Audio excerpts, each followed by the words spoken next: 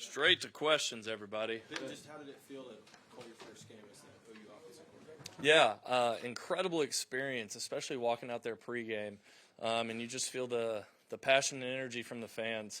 It got me going, got the juices going for all the guys, and so really cool experience. Awesome to be in game. Great to hear the Boomer Sooner chant and hear him play the fight song. I mean, it was incredible. So it was a lot of fun. How do you feel like the offense just performed? I know the first two possessions maybe weren't the start you wanted, but how do you feel like the offense did overall?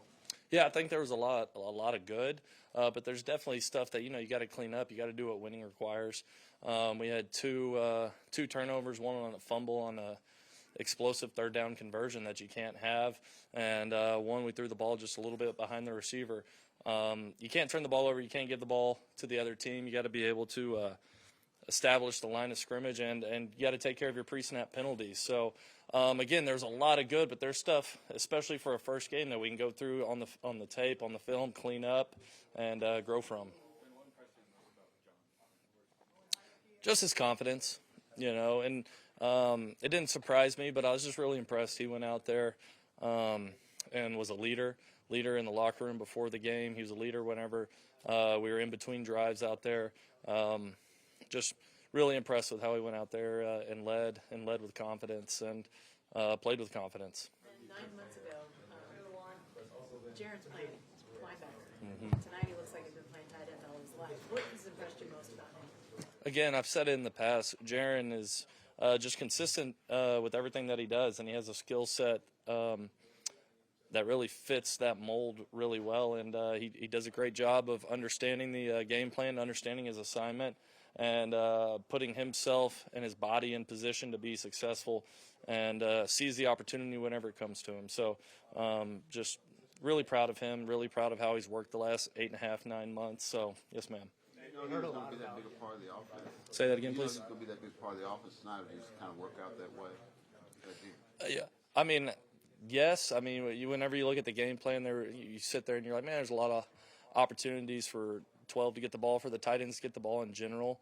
But again, it was just part of the game plan based off what the defense was giving us out there. The ball kind of found him a few times, and so again, he just had himself in the right place at the right time. And all the things you did well, and all the things you didn't like, all the things you need to improve on, all that stuff. How do you transpose that from the film of Illinois State to get ready for Michigan? I mean, I think when you talk about transposing it, you got to think about all the guys who just played their first game out there, and now that that's out of the way, like, guys, there's a lot of things that we need to clean up and get better at. And the great thing about our kids is that they own it, they don't run from it. But you also got to celebrate all the good that they did. There's a lot of really fun things that happened out there, a lot of things that you see as a work in progress throughout spring and summer and fall, and to watch those guys successfully do it out there on the field, you got to celebrate those things too. And so, we'll watch the film, get the learns in, and start our process all over for this next week. A lot in the preseason about Keontae's competitiveness. Yeah. What was it like to see him go out there and have that kind of night in his first game? And when you and Evan were recruiting him out of the portal, what was it about him that just stood out? His mindset. Whenever you talk about kids that come out of the portal, he came on campus, came to a practice during bowl week, and again, I was pretty new too, but the way that he was locked in and watching everything that was going on, and then whenever I'd go and talk to him during that practice, the comments and the questions that he had were the right ones.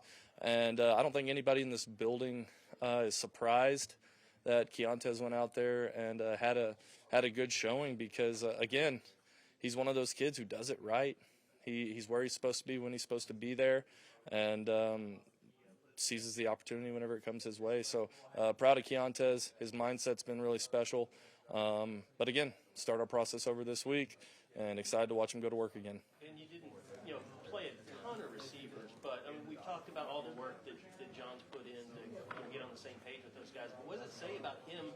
First game, he hits 9 different receivers throughout the game. Just what does that kind of say about what's special? I think everything that he did leading up to this point in time, whenever you talk about showing up here in the spring and installing this offense, and then the chemistry and all the extra work that went in with these guys, because a lot of them showed up at the same time together, and a lot of them were really kind of new guys too. So just how he showed up and built chemistry with them throughout the spring and summer, and even in this fall camp, just building a great rapport with all those guys. It didn't surprise me any that he found 9 different guys. I didn't look. I guess it is 9 different guys. But he just took it upon himself to make sure that him and these guys were on the same page and building really good chemistry. You had a couple guys unavailable, but how do you feel about offensive line play? I think the offensive line, again, a lot of good learns that are going to come from this tape. But, you just said it right there. A lot of guys didn't play. Some guys played their first game out there. Some guys who were, transfers came in. Some guys, we lost one during the game. So, it can get tough whenever you're kind of mixing and matching out there. But, again, a lot of them, it was some of their first games or their first start ever. And so just being able to springboard that experience that we just gained into this next week, along with all the learns that we're going to get off film, I think it's going to propel them into their work this week and build an even tighter bond, tighter chemistry. What do you think of Torrey Blaylock's first college game? Yeah, I mean, Torrey Blaylock doesn't look like a freshman out there. He doesn't act like a freshman. The look in his eye isn't that of a freshman. He goes out there, does his job, not scared of anything, and whenever the ball's in his hand, he does a lot of really good things. So, really proud of Torrey. It seemed like the run game struggled at times. Did that surprise you at all? Were you able to kind of, figure out why that was, or is that something you got to go watch the tape and see? Again, you got to watch the tape and see. But, throughout the game, it was always this one's about to pop, this one's about to pop. But whenever you think back to even what he just said, all the different bodies that we had in there, you think about the tight ends, 2 new guys in the transfer portal and a converted linebacker and a freshman running back. I mean, it's football, right? You may not have some guys, you may have some guys, but you got to go out there and figure it out. And, again, I'm excited to watch this tape because I think there's going to be a lot of growth from it. Did you have any message for Jaron Cannon after that early film? Because obviously, you weren't ready to go back to it. Yeah, I mean, I trust Jaron, and I know he's probably like the harshest critic of himself. And so whenever he did that, I was like, hey, dude, you're playing your first offensive game ever. Like, I hate to break it to you. Bad things happen. Hey, just wash it. And Jaron's a mentally tough kid. He really is. And so I just kind of gave him a little pat on the butt, a little encouragement, and said, you're good, man. And he was.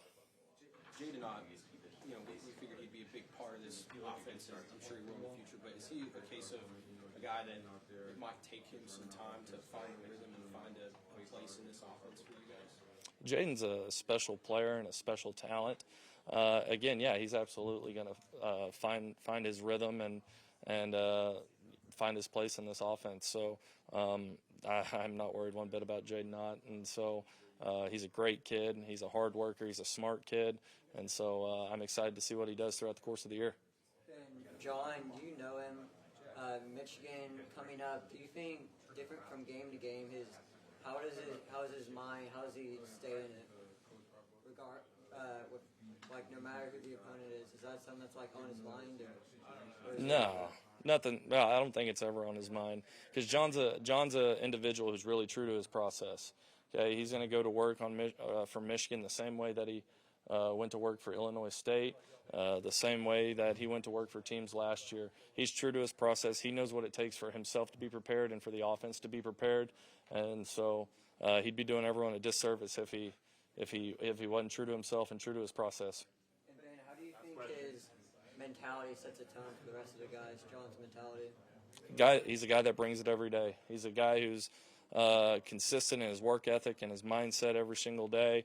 Everyone on the team, every coach in the building knows what they can expect from John Mateer every day. And so whenever you have a mentality like that and you have clout like that in the building and with the team, it kind of sets the tone every day because number 10 is going to bring it every day.